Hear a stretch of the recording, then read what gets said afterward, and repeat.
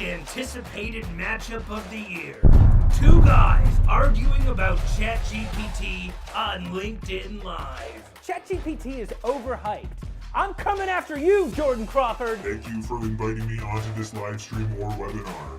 LinkedIn Live is a feature of the professional networking platform LinkedIn that allows users to broadcast live video content to their networks in real time.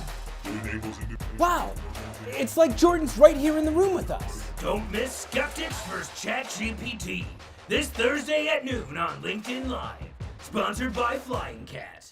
Chris Sells His Soul is filmed in front of a live streaming audience, so don't forget to comment throughout the show. The show's about to get started, so grab yourself 2 hearty buckets of popcorn and get ready to have a discussion about how to use your creative talents to sell.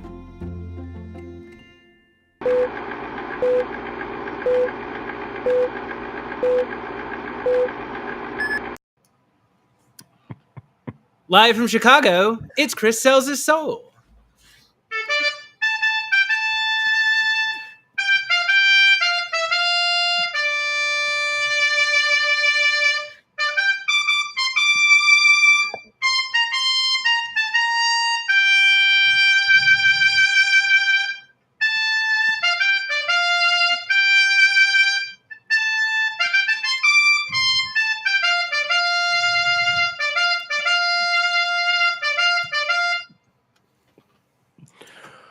I'm your host, Chris Bogue, and this is my show on LinkedIn Live, where I have conversations with cool people who will help you work more creatively. Today, my guest is Jordan Crawford. Jordan, please say hello and let my audience know where they can find you. Hello, Chris. This is actually what my voice sounds like in real life. That was not an impersonation of me. Got it. I'm just a good impressionist. Yeah. I was like, that's Jordan for sure. Is that me? I don't remember saying that. Yeah. That was definitely not. There is some guy in the real world that sounds like that. And he's like, ever since that voice came out, people think that I sound like him. They sound like me. They plagiarized me. I'll get them. It's like the guy before Batman came out and he's like, fucking Christian Bale ruined my life. I'm Jordan Crawford. I do a lot of B2B, really crazy data work. And we sell technology to be able to find your competitors and sort entire markets worth of data by who needs your product now and who has the pain that you can solve for them. And you can find me on LinkedIn, which is that QR code. Just point your camera there and you can connect with me on LinkedIn or follow me. Yeah, go ahead. Check out Jordan on LinkedIn. You can scan his QR code there. I am your host, Chris Bogue. Welcome to the show. And once again, today's show is brought to you by Flying Cat. So Flying Cat is an international SEO and content agency that helps B2B SaaS companies scale into European markets with custom language-specific, neighborhood-specific SEO. It is an amazing company. We're going to be hearing from them more later on in the show. We've got an exclusive comedy sketch from Flying Cat. But first, I'll introduce myself. So my name is Chris Bogue. I am an entrepreneur and coach and content creator. You can find all my stuff at chrisbogue.io. And today's episode is called Skeptics vs. ChatGPT. So Jordan and I are here to have a little bit of a friendly debate today, since his business is largely connected to AI. I am somebody who has my doubts about AI, so we are going to scrap a little bit today. But before we do that, we want to hear from you. So we've got a lot of people watching the show today. Some of you are watching on LinkedIn. Some of you are watching on YouTube. Some of you are on Facebook. Some of you are on Twitter. Wherever you're watching from, please jump into the comments and say hi. You can let us know where you are watching from. You can also ask us any questions you have about AI.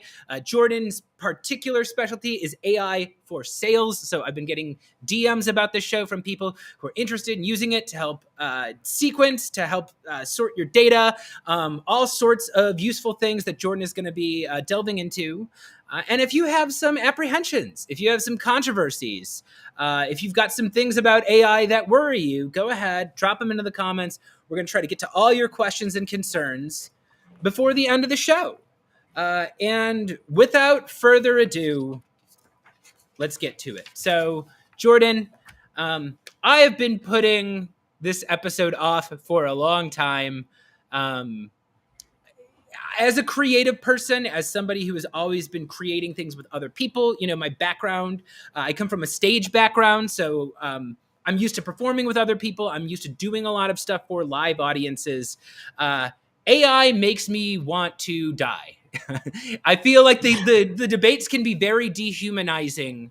And so, yeah, today you've got the opportunity to set me straight. As an AI skeptic, why should I stop worrying and love ChatGPT? Well, I mean, you're using the internet, right? And electricity, and you get in a car and you're using wireless headphones. At all points in history, those were, like we took witches and we put them at the bottom of lakes because at some point we were afraid of some new technology or some new thing. And so AI is at that stage, I think, for a lot of people. I think that the problem when people are skeptics about AI is that they treat it as they would basically this all-knowing thing. And they ask it a single shot question, which is write me a sales email to a VP of marketing. And of course, what it does is it takes all those blog posts from close.io that were written in 2011. That's like, here's the email that you should send to your prospects. It should be 400 paragraphs long. It should be all about you. And so that's the stuff it was trained on. So ChatGPT is going to be awful at that. It's just really not good at that because it only has the information that was trained in the public.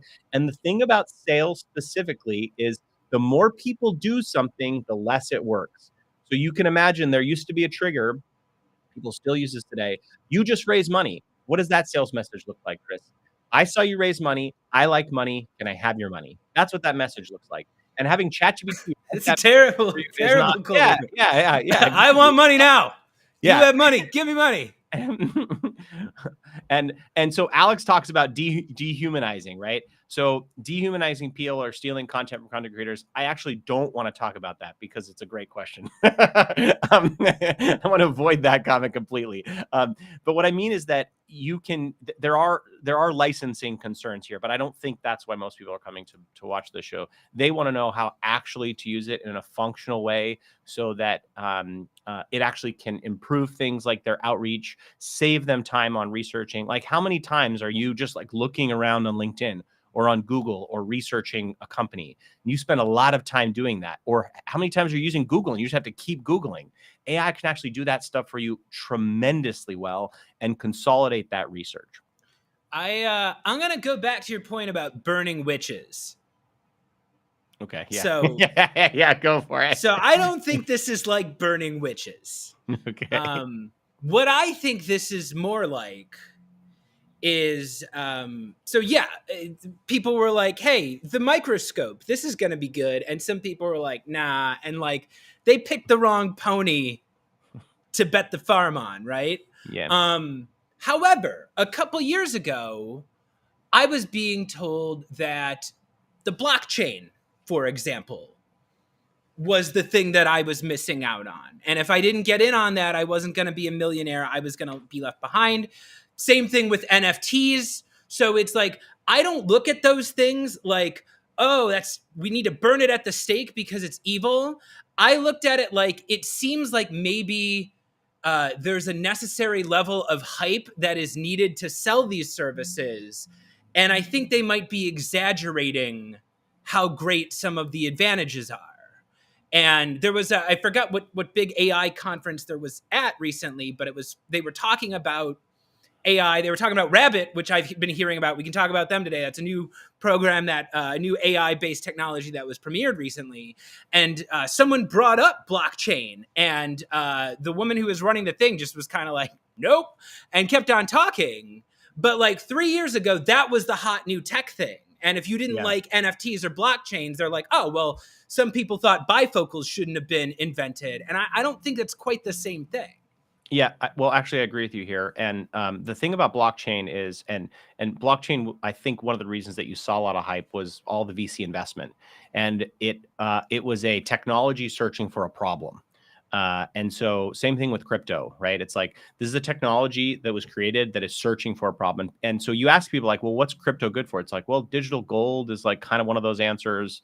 Another one of those answers is like, well, you can transact where countries' currencies aren't really stable. And there's some like interesting use cases in places like Argentina. The difference with AI is that it's primarily an understanding and structuring machine. And so people think about it as a writing machine. And I actually think that that's a bad way to think about what AI can do today.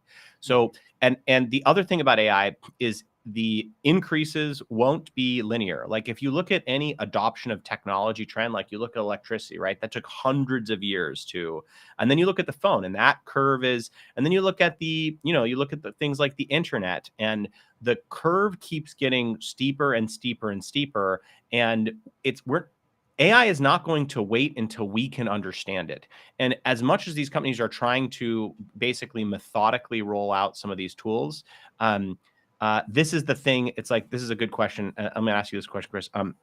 If there's a pond and there are lily pads, and the lily pads double every day, and at day 50, the pond is full, what day is the pond half full, Chris? Oh, God, I'm not a math wizard. You got me. Yeah. I guess I have to surrender to our AI overlords. I messed up the riddle. Yeah. Damn it! So this is. I never told you I'd bring that lily pad question. Yeah, you sent me the questions ahead of time. I'm asking the riddles here, Crawford. I'm not sending him the questions. The pond is half full at day 49 because it doubles every day. And so the way in which AI is advancing is it's not like this year we'll see an AI that can write an OK sales email, and next year it'll be OK plus. It will be vastly different. And the other thing is that one of the things that they're doing for GPT-5 is GPT actually can do a better job if it evaluates different answers. So basically it tries an answer, and then it can evaluate the answers and say, this is the best answer.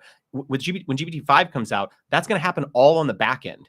And so you can imagine, like one of the things that sellers do really, really shittily is that, and this is for sure a word, shittily, they don't know what their persona wants. They don't know what a VP of marketing is sort of thinking, what they care about. And you can build, and there's already a tool out, I forget the name of the tool, but you can cold call a VP of sales and experience what that person is like. And it's trained on a lot of existing cold calls. And that's a perfect example where you as a seller are learning something, you're understanding stuff as a cold call. You can have many more shots on goal. You don't have to wait for real people to have this like really hard learning experience. And AI is giving you something that is backed by some sense of reality. And that's a perfect example of how this tool can be useful. All right, so that's actually a great point to what Dr. Tufts here was talking about. So you have a doctor watching? That's amazing. Yeah. There's an eighth grade education between the two of us, Chris. And I'm not a scientist. That's why they come here and tell me what's up. But she brings up a great point. And to go back to your lily pad analogy, because this is something sales leaders love, Jordan. They're like, oh, if you get 1% better every day, then pretty soon you're going to be the greatest seller of all time. And I would say you're never getting 1% better every day. And, she's referring to Code Bias on Netflix, which is talking about bias. And I think the problem with ChatGPT that I heard that you brought up, the potential of ChatGPT-5 to be able to just have all these questions already answered on the back ends, is what if you don't have good inputs? To me, it seems like the big thing with ChatGPT is you are limited. Like the amount of you're limiting how good the responses can get by how good the inputs are. And it seems to me that increasingly, as we rely more on AI generated content, because most of the information on the internet is AI generated and was generated within the past 12 months, at some point, if we're just putting in bad information or the most common information is not always the most accurate. And they've had all these experiments throughout time where they build robots who learn from Reddit or learn from YouTube or learn from Google, and they turn racist, or they start spouting crazy stuff. And just because the answer is out there doesn't necessarily mean it's the correct answer. And if we're feeding it on bad information, it might not be doubling inefficiency or improving each time. Well, yeah, this is a great point. And I actually want to talk about this as an understanding machine, not a communication machine. And these are different things, right? And so I think a lot of people think about ChatGPT as a communication machine. How can I get it to write a blog post for me or write an email for me? And actually, I don't think that's the best use of this data. So let me actually give you a real world example about how I've used ChatGPT programmatically. So this is through the API. And how it's helped me here. So I have a tool that can find your competitors from historical job descriptions. So we've actually used machine learning, this is a variant of AI, on 23 million job posts to figure out who mentions your competitors in their job postings throughout time. So you can imagine that, now let's imagine two scenarios. Let's imagine my traditional I use Outreach and Zoom Info, and I send a message. Hey, Chris, do you care about who your competitors are? I have your competitors list. You want to see it? Like I'm going to send some variant of that. Or, hey, Chris, I saw you got promoted, and my tool is a tool to analyze competitors. And then I'm going to sound like that robot. Ironically, I'm going to sound like a robot, even though I'm not using AI. But with AI, what I can do is I can say, yo, AI, go take Zoom Info and look at Zoom Info's competitors. Let's say Gong. Go look at Gong, search Google programmatically inside of Clay, and look at Gong's competitors. Now, people have already structured this information. I can take all the Google snippets, right, which have a lot of the competitors in them, and feed that to ChatGPT. And I can say, give me a list of these competitors and put it in this format. So I can send it off to my own API. And I can say, all right, Chorus is a Gong competitor. The only work I've done now is structure the actual queries and the API calls. When it comes back, I now know who all of the competitors are, and I can feed that to my API, and I can send this email. Hey, Chris, it looks like Gong's top competitors are Chorus and Zoom Info's product and I have looked at all of the companies that use them. There's 23,655 companies in my database that use your competitors. I put together a Google spreadsheet with 100 of them. I hope this is useful to you. Now, I didn't ask for anything, and I used AI to structure the world and actually send a very, very valuable message, one that a really good SDR AI or SDR AE would send. And I didn't say, yo, ChatGPT, write me a message to Jordan that's ultra personalized. I didn't do any of that stuff. I just used it as an understanding and structuring machine to query my own data. Okay, here's the problem I have with that. So one, that's smart. Good job. Like, that's a good thing. But you and I are salespeople, right? And there's a cat and mouse game that has gone on since the beginning of time between sellers and buyers. We are sellers. Yes. We want everybody to hear our sales pitch. We want everybody to buy our stuff. Buyers have the opposite problem. They are sick of salespeople. They're sick of marketing. They want not to hear from us. So there's this cat and mouse game that goes back and forth. So right now, that works. However, let's just say hypothetically, OpenAI purchases one of Gong's competitors. And they're like, we don't like when people can get that information. We can instead change it to push them more towards the information we want them to receive. And the issue I guess I have with OpenAI specifically is that, like, they're not, I think they were supposed to be a nonprofit, but they're not.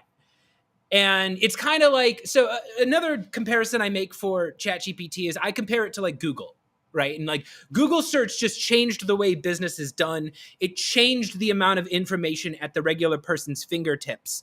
It was world free, changing. By the way. Yeah, free, and also right? free. Yeah, it's like, and then everyone had, that was a super democratized access, right? It's like, you see a little bit of that, but anyone. For a little bit. Then what happened? Then people realized the value of showing up on page one. Everyone learned how to game it. Google ads, Google placement. People started like either buying that or using Google services to get there. And what we've seen is there was a degradation of trust. And that's part of the reason why I think ChatGPT works. It's part of the reason why I think you see people searching platforms like Reddit and for TikTok is because at some point the financial incentives turned Google away from turning the search into the most useful thing that people are looking for versus turning it into the most profitable thing for Google, which, by the way, is promoting the people that pay for Google advertising. Yeah. Okay. So let's talk about that. Unlike Google, for example, which you can imagine the technology infrastructure to build a Google. It's like really hard. They own almost all market share of search. With AI, it's different, which is surprising because you hear about all this like massive amounts of compute, but there are these there are these open source large language models that are getting really, really close to GPT 3.5 and in some cases GPT-4. And GPT-4 took a tremendous amount of money. And so unlike the Googles of the world, there are open source models that can do very, very good, especially at specific tasks. So I think that, and I think this was someone at OpenAI had said this, like, we have no moat, that basically brand is the moat. And so I do think that unlike in other cases, there's going to be more open source models, more people, it will be democratized. And ironically, the more people that are using different variants of this market forces will pervade here, which will mean that more people are using different variants of this. And that will mean that ChatGPT, whatever bias they add to there, and they are actively adding a bias, which is like, we don't want you to say or do this or produce these type of images. Yeah, I asked it to threaten to kill me. Wouldn't even do it. Wouldn't even do it. That's surprising. Maybe it likes you, Chris. So let's hope. Maybe it knew who you were. Did it say that was bogus? That would be great. See, that's the thing. It can't surprise us yet. The wordplay is not quite there. But actually, I think this is a wonderful time to segue to our next segment, Gimme Gimme. Jordan, do you want to do a little Gimme Gimme? I think I have no choice. All right, let's do it. Okay. Let's do it. So, everybody, this is the part of the show where my guest and I like to address a misconception that we see out there on LinkedIn. Now, some people say that LinkedIn is a social network. LinkedIn just exists to make friends, to give away value, and selflessly ask for nothing in return.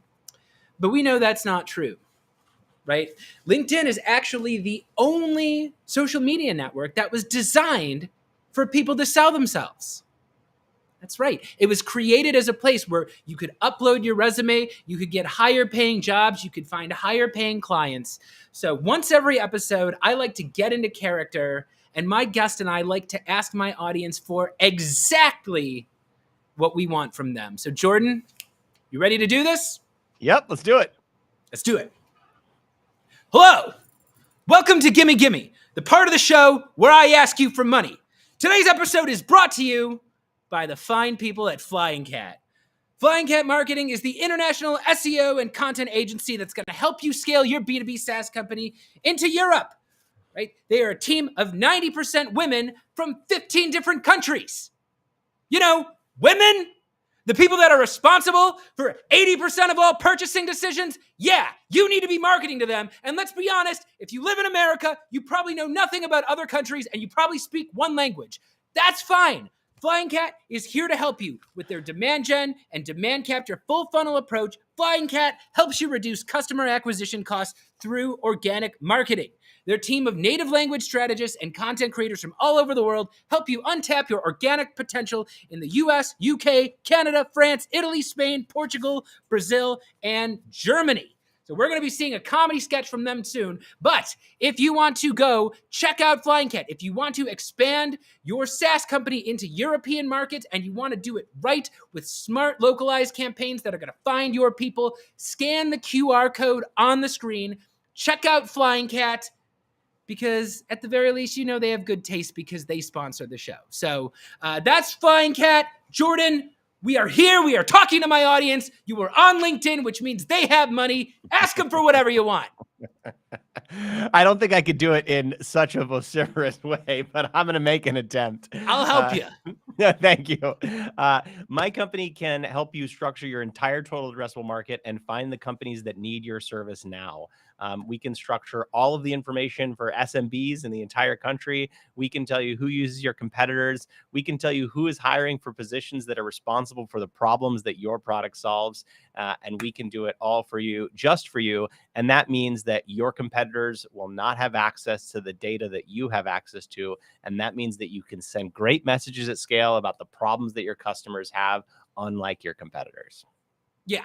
Go ahead, scan the QR code, take out your phone right now, you switch it to camera mode, put it up to the QR code, and book time with Jordan, okay? You think ChatGPT is a walk in the park? I wouldn't do this shit if you paid me, okay? It is hard work. You want to just bring someone in who's going to set this automation up for you, who's going to find the information that you need without making you do a lot of work. Reach out to Jordan Crawford, okay? He's enough of a psychopath that this is actually fun for him, all right? This is the thing that he does best. I couldn't do it in a million years, all right? But you know what I can do in a million years? I can help you get on video. That's right. If you're out there, if you are a sales professional, if you are a founder and you want to get noticed, you're going to have to go personal, right? Maybe you got the data from Jordan Crawford. Now you got to go out there and deliver the message that's actually going to set up a sales meeting, right? And the best way to do that is to show up for 30 good seconds looking and sounding professional. And you can do that by buying my course, The Complete Guide to Selling on Video. All right. And this isn't some dog shit LinkedIn course like you're used to buying. This is 2.5 hours of original lessons. These are all written and edited and designed to be an immersive experience. I go through and help make the videos with you. I take you through shooting videos, sending videos, captioning, thumbnails, LinkedIn, Gmail, you name it. Get the complete guide to selling on video. It's the best shit out there. Jordan, do you have anything else you want to ask my audience for while I've got you here? Well, I think I could go for some more vitamin Chris. Yeah, couldn't we all? This has been Gimme Gimme. Iggy, roll the tape. I can sell my B2B SaaS product anywhere in the world. Maybe I should start selling in Europe. Not so fast, Jimmy. Have you ever run a European marketing campaign before? No? Gosh, I guess not. Can you write fluently in multiple languages? No, just the one. Do you know anything about regulations in Europe? Well, maybe I could just have my team bullshit their way through it. Sound familiar? Hello, my name is Dr. Funkenstein. You know, when I need medical advice, I ask a doctor, but when I need SEO advice, I ask Flying Cat Marketing. Flying Cat is the world leader in customized local SEO and marketing campaigns. They have a team of native language marketing experts spanning across 15 different countries to build fully local campaigns to create and capture demand and increase organic search conversions for your business. Wow, Dr. Funkenstein. I reached out to Flying Cat just like you said, and they were super easy to work with. How can I ever repay you? Don't worry, Jimmy. I'll be reaching out to you for a personal favor very soon. What?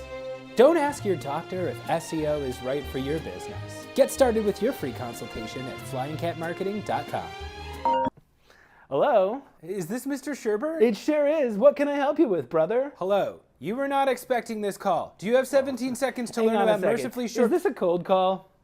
I don't know. You. Never call this number again. Oh no! Another unsuccessful cold call. You probably don't have time to fuck off.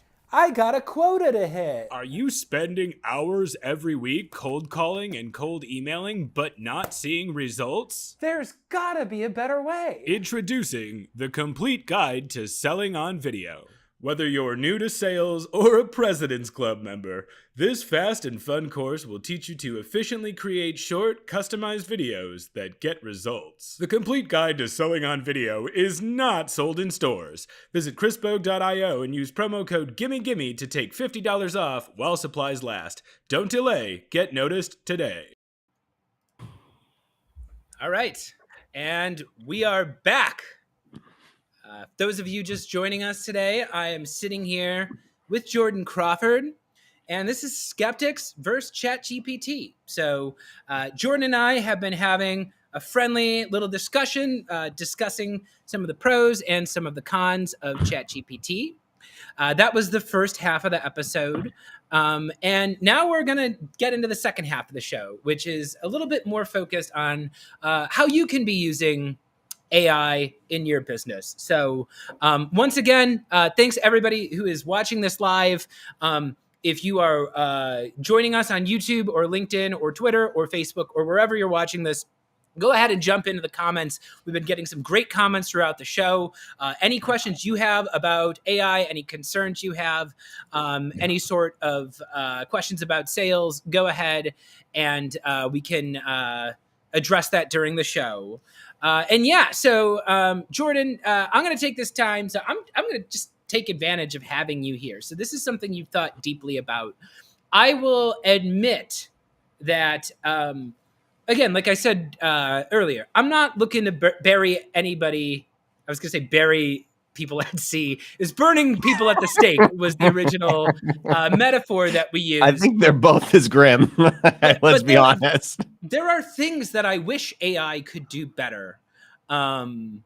And I just haven't been able to make it happen. So I'm going to tell you some of the things that I have going for me and tell me what I'm missing out on here. Is there a way I could be using AI to better just improve my sales processes? So okay, is the first question, how do I make my wife put up with me yelling once a week into the microphone?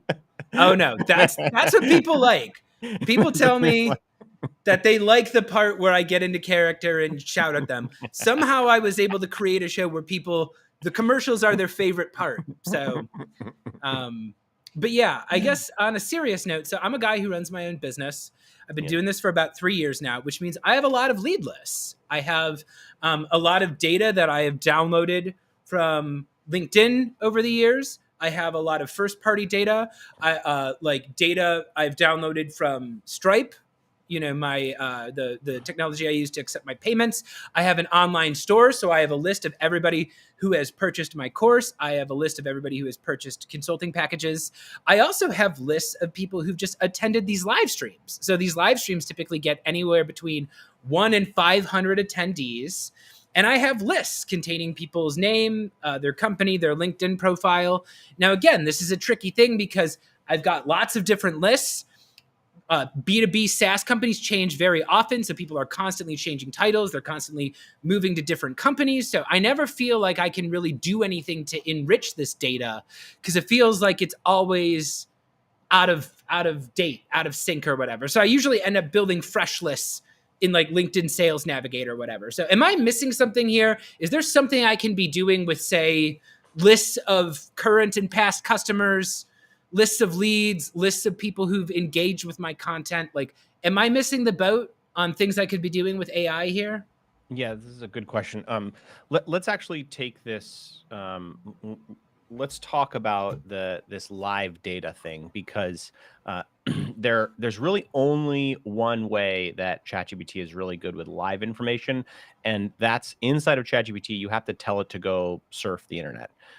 That's like the best way for it to get live information. And it doesn't want to do people research because it's like, hey, there's PII concerns here. So it has some challenges doing that. The other thing is that if you upload a list to it, it can do data analysis on that list, and it's exceptional.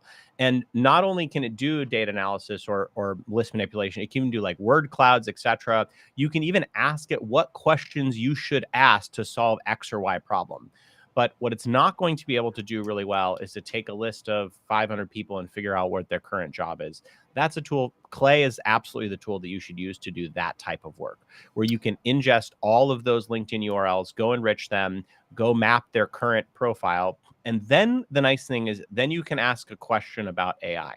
So let's say you have 2 sets of data. You have the data that you've imported and then the data that you've enriched on this LinkedIn profile. What you can do is you can dump both of those and say, yo, ChatGPT, this is everything I know about a customer. And this is everything that is true as of today from Clay's poll of LinkedIn. I'm looking to determine the customer that I should reach out to now. And generally, I care about if they work at a B2B SaaS company, if they're sales and marketing. You can ask all these questions. I want you to give me a rating 1 to 10, how perfect of a prospect this is. And you can ask ChatGPT to do that for the whole dang list, and you can dump a bunch of text at it. You can dump all the text you have in your CRM or whatever places that you have, and then you can dump all of the LinkedIn profile because it comes structured. And at the end of the day, you're going to get a structured list, and it's going to give you 1 to 10. What are the people that you should reach out to? So this is a perfect way where ChatGPT is not writing information for you. All it's doing is giving, and this is a framework that I've invented, creative constraint with context. This is the way that AI is best. If you ask it to be ultra creative, and a scoring mechanism is actually really creative because you give it context on who you are. Constraint. You're not saying go sell to these people. Write an email here now that you know who I am, right? You're just saying give it a score, and you're giving it context. You're feeding it information about profiles, about information about that you know and that is true on LinkedIn today. And it's really, really good so long as you give it creative constraint. Yeah. So I guess the kind of thing that helps me, the kind of thing that I'm looking for, and again, this is like, I feel like if there's a tool, like if you're using a tool like this, you want it to tell you something that you don't already know. And yeah, for me, I would love something to be able to look at what I do, you know, and be like, oh, like based on the information that you put in, this is the type of person that is likely to pay for, you know, a 5-figure consulting deal, you know, because I know that's not everybody. I know sales is a game of who not to talk to. And anybody who's done sales for a long time knows if you're having all sorts of conversation and doing outreach to people that aren't a great fit, that's even worse than doing nothing. You know, like you need to get in front of the right people. You need to find that 1% of people who can get those big deals to you, and you need to spend the majority of your time on the right people. So yeah, is it capable of getting insights based on like the deal size of current clients, or is that something that I would need an enrichment tool like Clay? And just so the audience knows, if you're not up on this term data enrichment, that just means a service where you put in a data sheet and then it fills that out with more information for you. So maybe I upload a list of names and job titles and LinkedIn profiles. There are services that will enrich that data by coming back with things like, here's their email, here's their phone number, you know, here's more information about the company, here's how big they are, here's how much revenue they had, here's what level of funding they received last year, that kind of a thing. That's what Jordan and I are talking about when we say data enrichment. So, you should. I pasted 2 GPTs that I had built, and the first one is Jordan GPT. I don't know if we can paste this to the audience here, but can I? Yeah, can we share this in the chat? Yeah, please. I put it in private chat, but I don't know how to. ChatGPT couldn't help me figure out how to send a message to the broader chat. Well, not so great anymore, is it? Yeah, that's true. Although if I could have uploaded a screenshot of this to ChatGPT and it could have told me. So these are 2 GPTs that are actually really going to be useful to you. And what Jordan GPT does is it'll go fetch your website. It'll define your ICP and persona.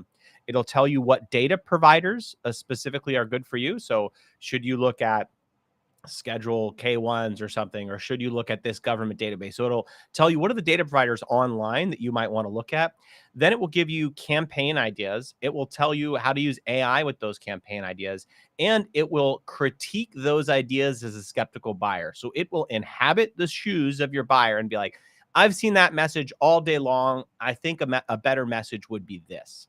And this is how I think these adversarial buyer personas, you're going to start to see more and more of, because the one thing that salespeople do terribly is that they have bad empathy. And it's not just salespeople; humans in general are bad at this. But it's like they think so much about themselves. Here's everything about Jordan and what Jordan likes and what Jordan's into. But really, if you understood your buyer really well, all you had to do is like some of my best performing campaigns, no personalization. All they were is I sat with a 20-year veteran that had the problem, and he perfectly described the problem to me.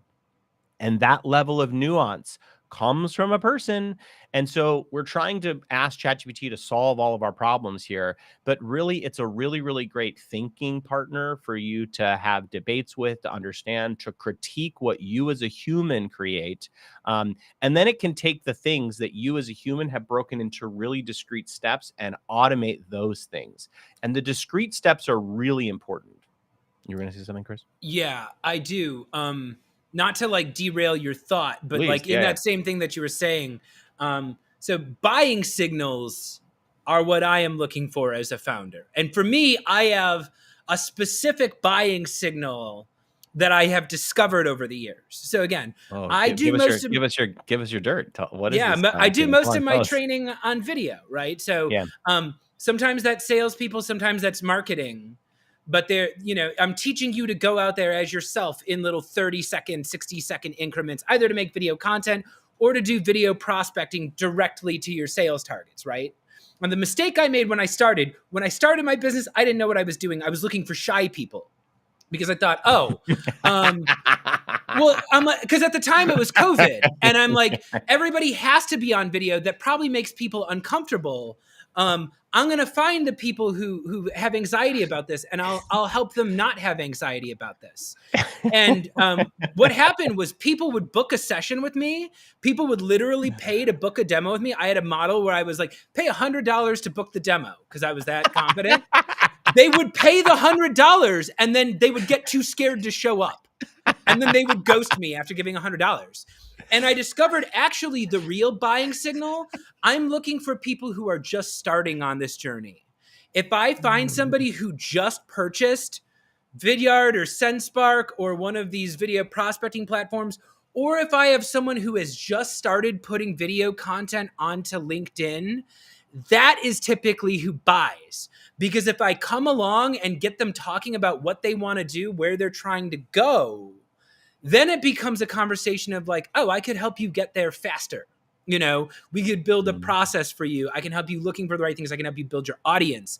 But that shift that I made of like, how do I find the people that are just starting to get into this?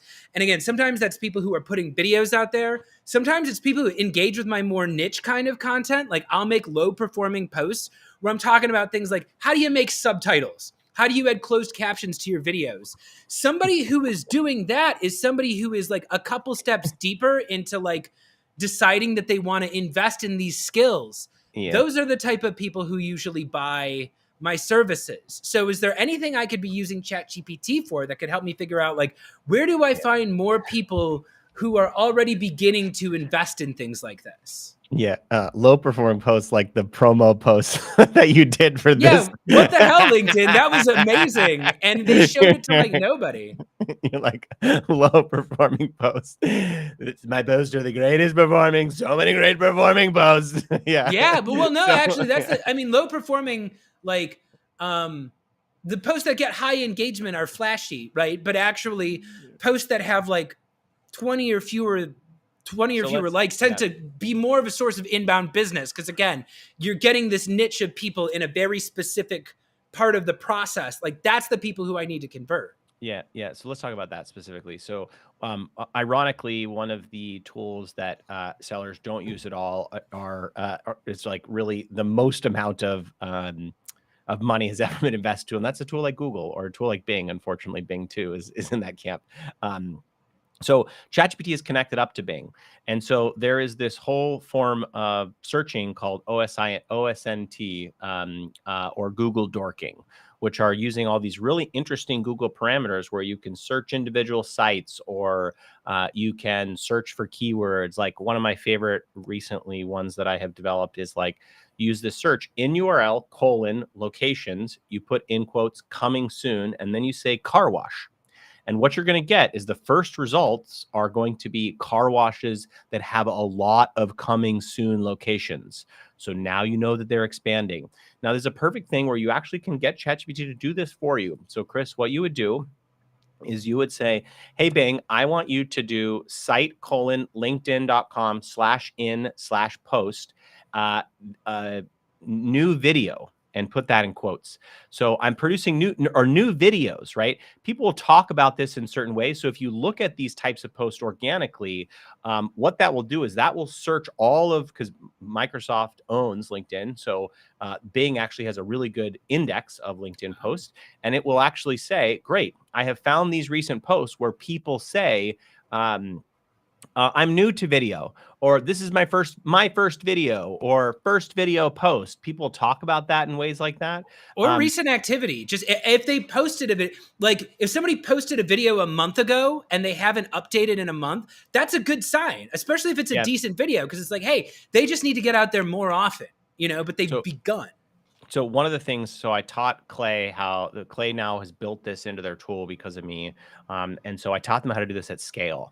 So what that means is that you can get a list of your perfect targets, right? These are B2B SaaS companies, maybe heads of sales. You can not only go find their follower count, so you know they have a lot of potential, but also you can find out, have they posted in the last 90 days? So Chris, you could run a campaign that you're like, hey, Jordan, I don't know if you know this, but I looked at your sales leadership team. I looked at your leadership team. In total, your leadership team has 50,000 LinkedIn followers. Not one of them has posted any content in the last 90 days.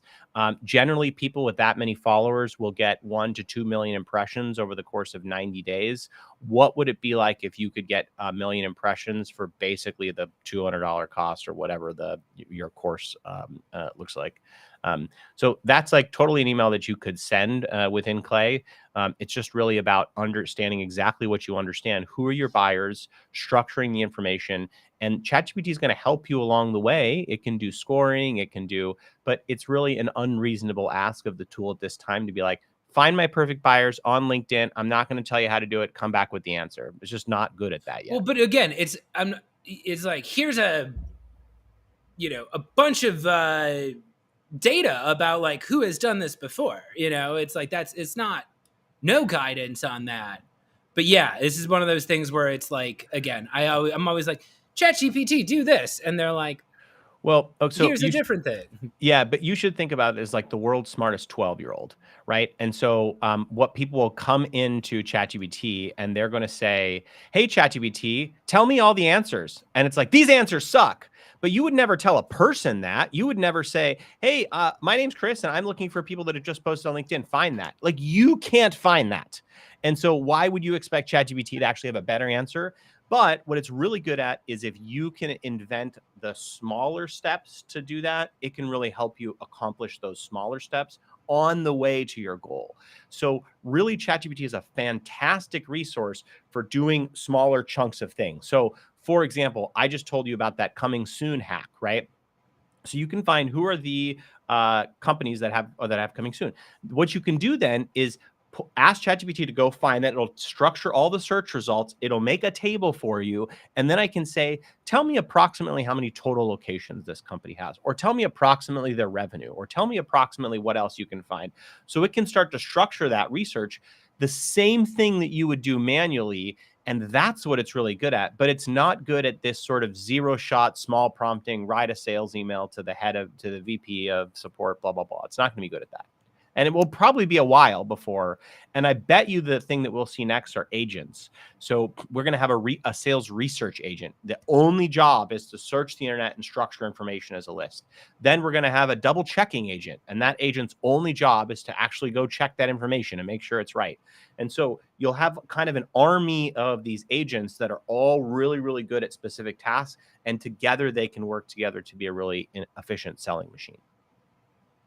Yeah, let's talk just for a minute. Well, I've got a lot of thoughts on that. That's like, I mean, flying cat today. Sales teams can hire a researcher already, though, right? And what are they going to do? They're going to Google stuff. It doesn't feel that different than like hiring someone to Google something like that. I hear people call themselves like prompt artists or whatever, and it's like prompt engineer. Prompt artist is a good one. I've never heard that one, but yeah. Well, let me tell you about that. But the thing is that it's the researching thing is really interesting because a good sales rep is spending a lot of time doing research.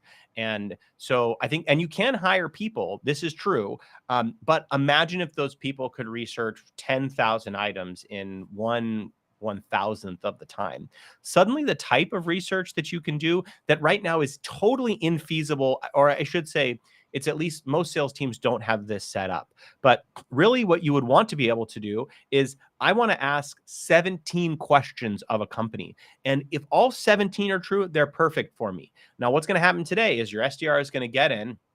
They're going to show up at their, they got their coffee. It's 9 a.m. They're going to search. They're going to get to 3 and they're going to be like, I'll just send the unpersonalized email. Forget it. Right. Because we're humans and we're lazy and so, but the AI is not going to get tired.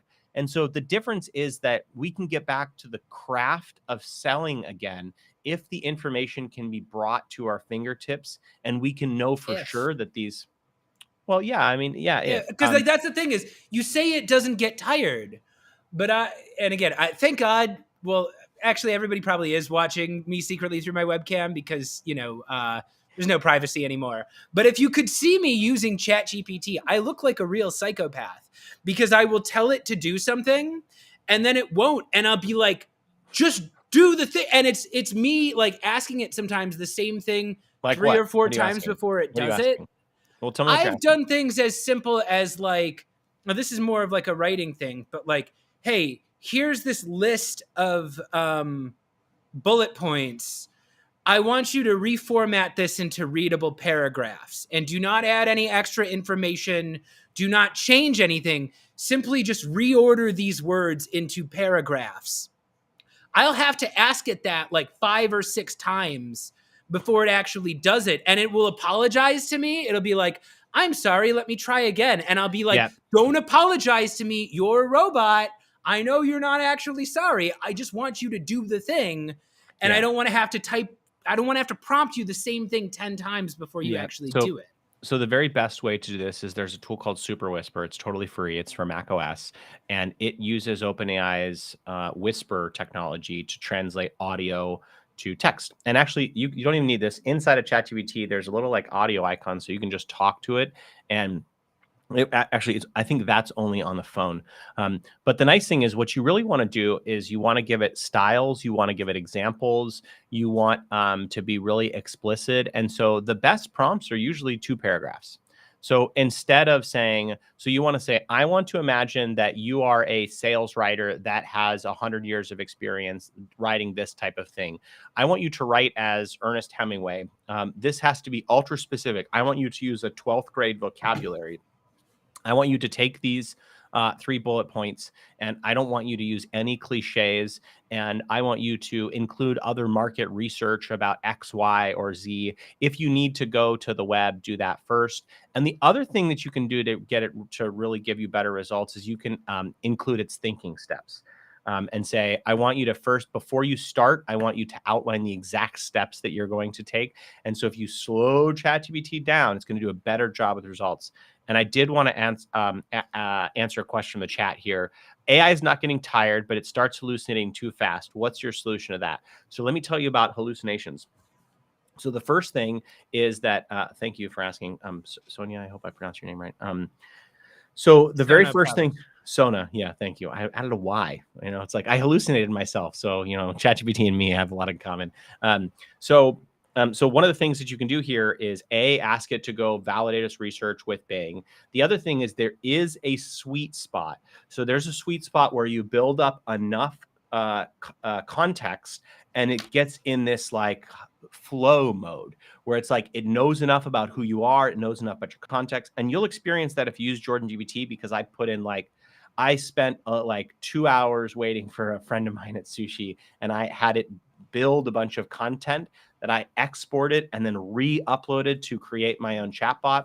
And so that's when ChatGPT will do best. And then after you exit that sort of window, then it just gets really loopy and you have to start a new chat and provide it new context. Now, I will say that they are updating GPT-4 so that context window is lengthening. So you can actually go further and further.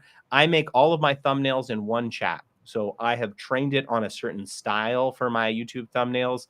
And now I just ask it to create variants of that style. And it's really good. See that? Yeah. Cause this is an example too, where it's like you brought up, you can ask it to write like Ernest Hemingway. I would rather it write like me, and like, oh God, no, not Mid-Journey. I'm not even going to, go. This is not Mid-Journey. This is ChatGPT's Dolly, and this is the thread that to make my she's wearing AI. Yeah, if anybody at home can see this. It's an AI generated image. I'm not a huge fan of this. Oh my God, it's an AI. You're so skeptical. Well, here's the thing though, because again, I've taken practical things where I think I have good information. So one example of this is I went through recently and I found a bunch of podcasts that had me as a guest. Well, you can do this yourself after today's episode. If you go to the website Listen Notes, it's a great way to find anybody who's ever been on a podcast. So I downloaded a bunch of episodes of podcasts that I was on, and I transcribed the ones that led directly to inbound business. Like the podcast episodes where someone emailed or DM'd me afterwards and just said, hey, I heard you on this podcast. I'd like to hire you as a coach, or I'd like to bring you in for a training. Because obviously I said something during those episodes that was effective, right? And what I tried to do is I tried to feed the episode into ChatGPT and have it turn into LinkedIn posts for me, where it's like, hey, break down the top, 10 most important lessons from here, make a list of those. And then after it made the list, I'm like, okay, I want you to take each one of these and try to turn it into a ChatGPT post. Here's an example of one of mine that I've done in the past. And I used a successful post that I had so I could see the structure of my writing. And again, it just started making up stuff. It started, I think, pulling stuff from the web. And I got very frustrated because I'm like, this is an hour of me speaking. I only want you to use the data I am giving you. Why do you keep pulling in all this extra data? And I guess that's the theme I keep coming back to here is like, if it all worked the way it was supposed to work, it would be great. But sometimes you can't really trust that you're going to get quality data out of this because I don't know where it's getting these inputs from in the first place. Yeah, so the first thing is I would use a tool called Grow Glad here if you want to do this. My friend Jacob makes this tool, and it's really designed for LinkedIn posts specifically. I have looked at the back end of a lot of these tools, and really the amount of prompting that it takes to get GPT-4 to write you a message that you like is like kind of insane. Like my friend Edward had a great prompt in his tool. He's got a great sales tool, Sales Stack, that said, you are a expert at saying a lot with a little. That was like one of his 20 different prompts that he included.